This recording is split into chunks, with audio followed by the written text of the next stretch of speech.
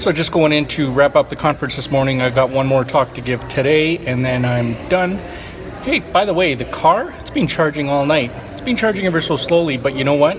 I'm going to end up coming home with more range than I left home with. Gotta like that. All right, guys, my conference here is done. It is just lunchtime. I'm about 30 minutes from the house. I'm heading home. I'm gonna get home with more range in the car than I left home with yesterday. And I did a bunch of driving around yesterday. I love that. Check this out. So I've got 388 kilometers of range in the battery. I got here yesterday with 282. I only need about 30 of those to get home. Winning. Well, I just made it home, guys. It is just about 1 o'clock, and I ended up with more kilometers in the battery than I left with on Saturday morning. Feeling pretty good about that. That is awesome. So it's sitting out there. I think it's the pick 360 or whatever. Now we're just trying to figure out what we're going to do for the rest of the day. Tammy and the kids are all here, so we're going to be hanging out together. Still don't know what we're doing. There's a storm coming tonight, apparently. So one of the first things I love about Cora is something actually that Franz alluded to at the Tesla VIP event that we went to in June, which was they wanted to make the car welcoming and inviting. And by doing that, he said he actually wanted the car to say hi to you. So that's one of my favorite things. I think it's like, well, it's definitely top 10, and that's what we're going through. So I'm going to show you the car saying hi.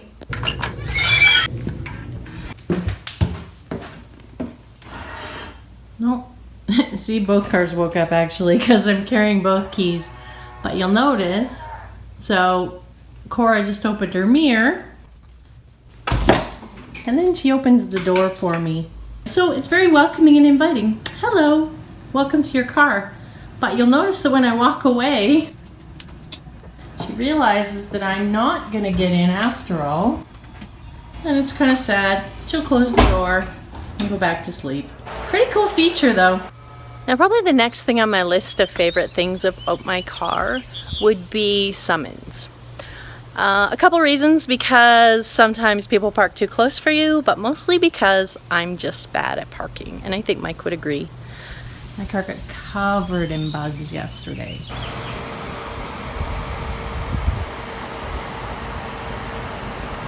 I'm just holding the button on the app.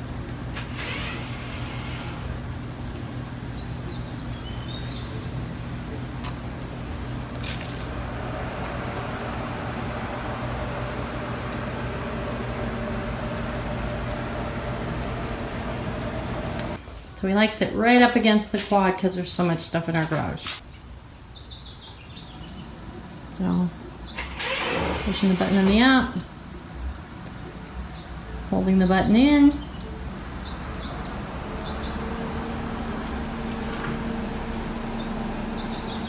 I love how it turns right into where it's going.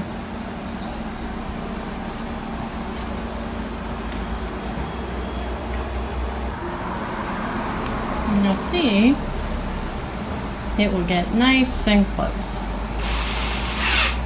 And it's done. Put away in the garage.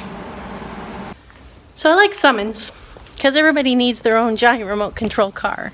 So one of my favorite things about this car, and I didn't realize it would be the case when I got it, was the windshield that went on forever. I know you guys have seen it lots, and really in videos it just doesn't do it justice, but I'm going to show it to you again. One of my absolutely favorite things is driving along. Downtown is pretty cool because you can see the buildings, and you see parts of the building that you'd normally never see. And like, you see, our sky is so blue today you can't even, like, the reflection, you see more than clouds and stuff, but I mean, it just goes on forever. I'll just look up and marvel and remember how much I love this windshield. So one of my favorite things about the car. And thankfully, no rock chips. I have been able to get away from them so far. And I don't know if it's the angle of the windshield or I just drive better than Mike. And of course, another benefit with that windshield is look at the view from the back seat. Like, they have a huge view as well. And with these little windows above their seats, they can see so much too. It's just amazing. I just love it. Speaking of back seats, I don't know if you've ever sat in the back seat of a Model X, but they're really comfortable. Especially the first row behind the driver. Like, these seats are super comfortable, actually. I could sit back here. I don't know if I'm ready to let Ethan drive yet, but I could sit back here. So speaking of seats and comfort, the very far back seats aren't as comfortable. They're comfortable as far as seats. When they are pushed all the way back, you'll notice that, like, my knees are tight against the seat. This one here, I have enough room to keep my knees, but I'm shorter than Ethan, so that's probably one of the things that isn't my favorite, is sitting in the far back for taller people. It's doable, moving the seats forward. Oh, children. You'll notice that when the door closed, a lot of the light is blocked due to the film that they put on the windows. Somebody asked yesterday in my questions, does it get hot in here with the massive windshield? I think they made some changes after the first X's because we have more tinting on the windshield. And even in really hot weather like this, the air conditioning keeps up really well. It doesn't affect battery range much. And honestly, we don't get really hot. So really happy with how the Model X deals with that. So you'll notice now you can see me because the tinting is blocking out the light, which is nice from the back. So in the back here, I wanted to talk about the Falcon Wing doors, of course. The Falcon Wings were a selling point for a lot of people right from the beginning. They're just really cool. A lot of people, when they see them open for the first time, especially if they're parked beside you, get this look of absolute terror. Because they think they're gull wing doors and they're going to take their paint right off their car or their mirror. But, I mean, as you guys have seen in other videos, the doors are so cool and articulate so nicely that you can fit them in a really tight spot and you can still open them, right? They're just the coolest thing. The kids still time when they're going to open them so people can see them open.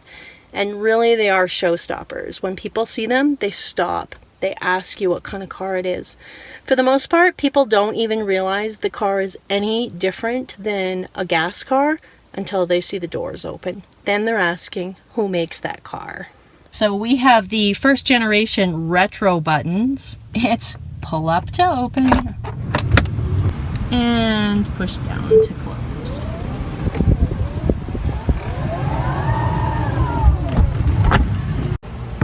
And a fun thing I love about the doors is the speakers. You open them up, you got music, and you got fun. Now, I'm not going to tow today, but another favorite thing about the X is towing. The X tows like a dream. I've pulled our boat, which is 4,800 pounds, and yeah, it just tows so smooth. I don't tow a lot, but that's all I tow. And it just is, it's easy to do. The reason I like it so much is because when we go camping, we used to have to take Mike, not me, Mike had to take 2 trips. So he would go out, he would take our trailer, he would drop us off, and then he would take 2 to 4 hours to go back, get the boat, and it was 2 hours to 4 hours that he was away from the family. So now he just hooks up the trailer, I hook up the boat, and away we go. We go together. He doesn't have to make 2 trips there. He doesn't have to make 2 trips back. So we have towing videos. You can check them out. Definitely one of my favorite things about the X. We have AP1 on both of our cars, and it just makes life so much easier. And it makes driving so much more relaxing, especially there's 2 times. On long trips, the second place I like using autopilot is in rush hour traffic, because you're stop and going, and the car just keeps you in line with that stop and go. Of course, with AP1, I still have to stop at lights, I still have to stop for pedestrians, all those fun things. I mean, I think for AP1 you still have to, or AP2 you still have to do that too. But it's something that's coming, and it's just awesome. And for people who are concerned about it or worried about it, you're still in control at this point. You're like the pilot in an airplane that has to keep control of the situation, but you can focus on driving and not being as fatigued. as always, I'm going to say, you always need your hands on the steering wheel, because stuff does happen. It says right on the dash, make sure you have your hands on the wheel at all times, and you really do need to have your hands on the wheel at all times. Somebody asked yesterday in the comments, thank you very much for doing that, by the way, everyone. They said that, how hard is it to plug in? Do you feel uncomfortable plugging it in? For people who are concerned or worried about driving an electric car, where to plug it in, how you're going to plug it in, if you're going to have enough juice, the usual things, range anxiety, that sort of stuff. Really, once you start driving it, you just learn the car. It's like learning to walk or having a new child and learning to raise them. It's the same thing. You just learn to adapt and you learn to deal with it. And now I don't think about it. Mike would say I don't think of it to a fault, because sometimes I'm like, oh yeah, I need to charge sometime this week. But it really does become a non-issue. But there's charging infrastructure now everywhere. I mean, every 110-volt plug is a charger, which is awesome. You get the app PlugShare, you get the Sun Country app, you plan ahead for longer trips. It's really all you need. I drive this thing like I would drive any other car. Ask Mike. And I've run out of gas more than I've ran out of electricity, which electricity is zero. I've ran out 0 times, even the way I drive. And I drive it just like any other car. So the next thing I'm going to talk about is a pro and a con of my car. And it is the absolute speed and power that it has. The con is, it's hard to realize how fast you're going. When you hit the accelerator, notice I didn't say gas pedal. When you hit the accelerator, it just goes. And you don't realize, you look down and you realize you're doing 100 kilometers. But you're not supposed to be doing 100 kilometers. It just goes that fast. And it really takes some getting used to the amount of power and the speed at which you get up to speed. But the power's awesome, especially when you need to get up to speed in traffic. So I don't normally speed. I might, jump off the line really quick to show them a thing or two, just because the car can do that. But I won't normally speed, which I've never got the car up to the full speed that it can do. So we're hoping to go to the drag strip and do that here this month. That'll be awesome. When I can justify it is when I need to get up to speed in traffic. So this is my favorite spot on the whole road. So I justify it by saying I need to get going the same speed as traffic.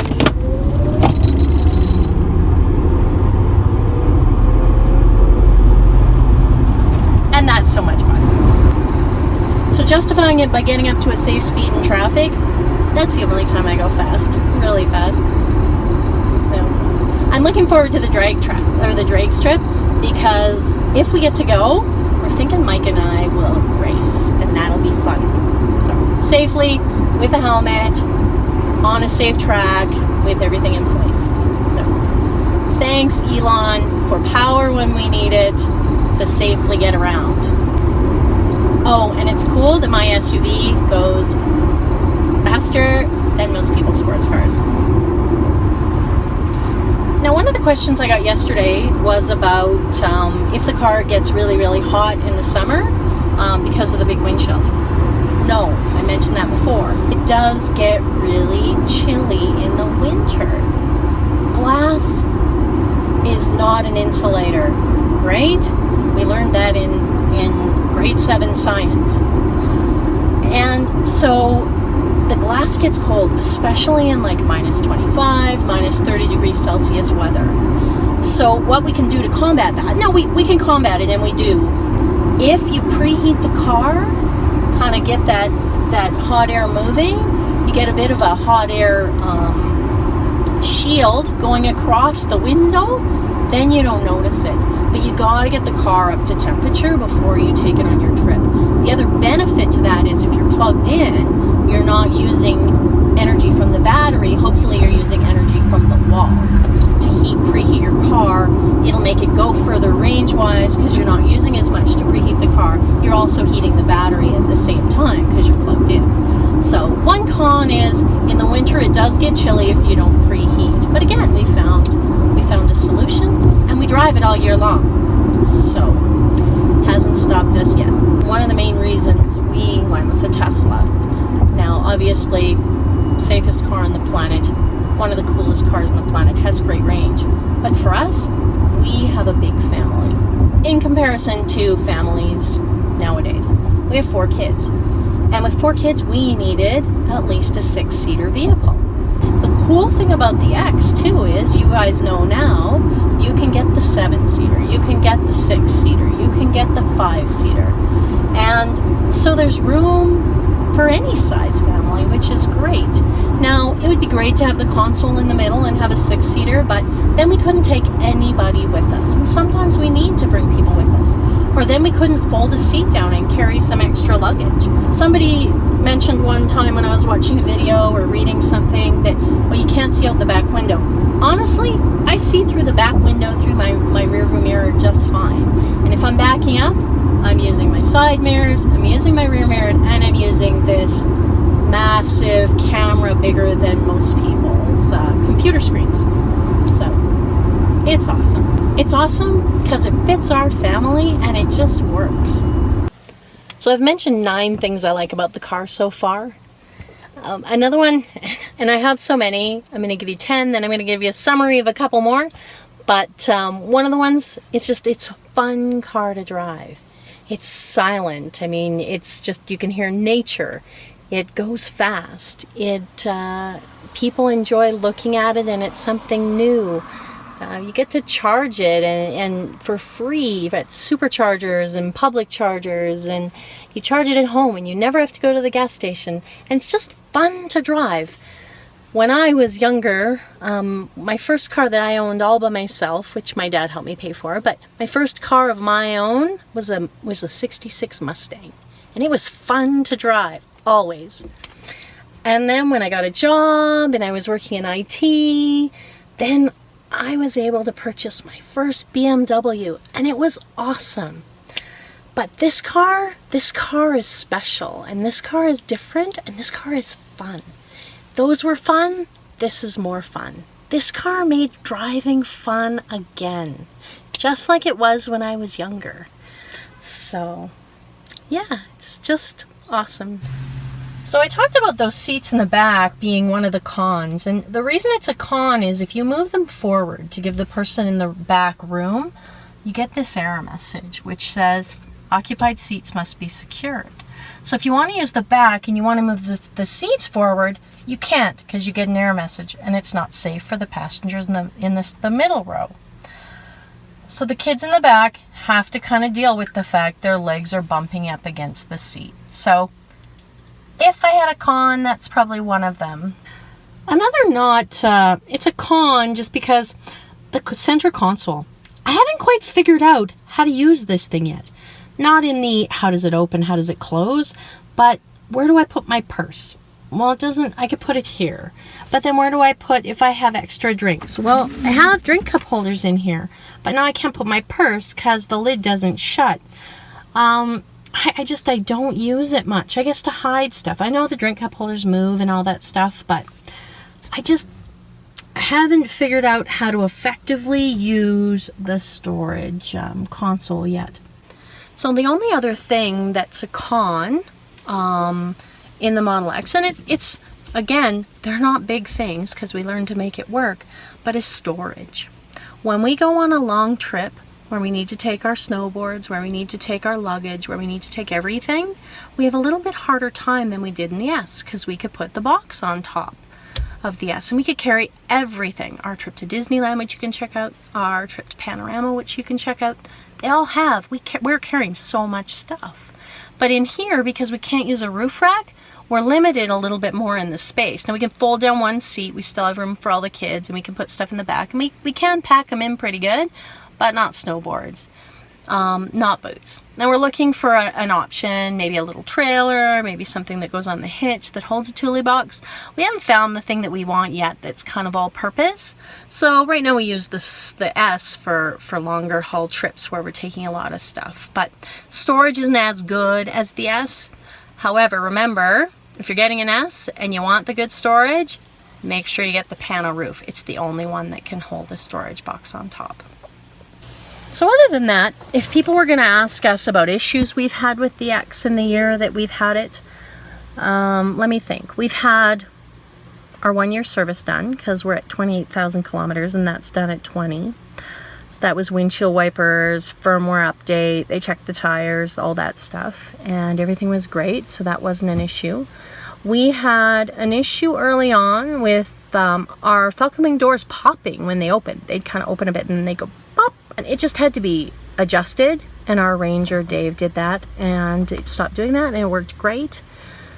I've had a couple of flat tires from running over nails, which is a bit odd. Mike's never had that. But that's about it. Oh, we have one other issue. I don't know if I can show it to you or not. It's going to go in, now that we have the new service center, it's going in to have that looked at. But let me see if I can get it to do it. I'll show you. So the issue is with the driver's side falcon wing door. And it's kind of a phantom close issue. So it kind of closes partially and then it's like, oh, no, something's in the way, and it opens again. So it seemed like it thought something was in the way, and I thought maybe it was a sensor. And it is. It turns out it's a pressure sensor. So there's a point on the car right around here that has a pressure sensor. And Dave, our ranger, actually showed it to me by, putting his finger in there to show me where it works. But I'm not going to do that because I'm not that brave. And I don't know exactly where it is. But basically what happens is every once in a while it pinches there and the door won't close.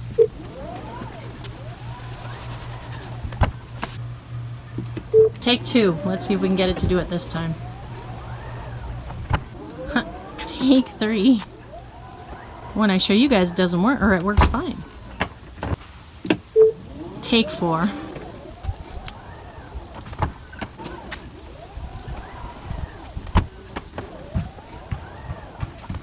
Okay, so that was like take 10 and I can't get it to do it, so I'll show you another day. But basically what happens is the door opens slightly and then I have to close it again and it'll close fine. So they're taking it now that we have the service center. They're going to take it in, they're going to readjust the door a bit, and it'll be great. That's it. That's all the problems we've had with this car in a year. 28,000 kilometers. We love it.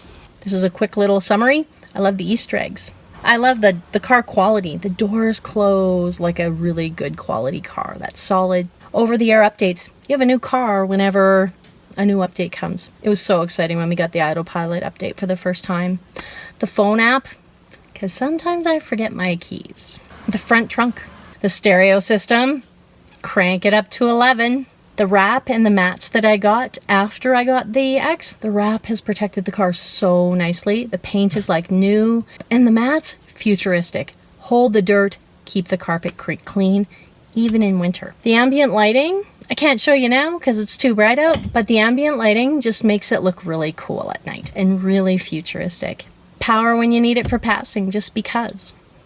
But the last thing I think that's most important that I love about this car is the Tesla staff. Yeah, it's not about the car, it's about the people.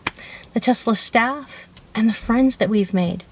This is an amazing community of people who all have a common interest, and I think they're doing good things. It's pretty cool.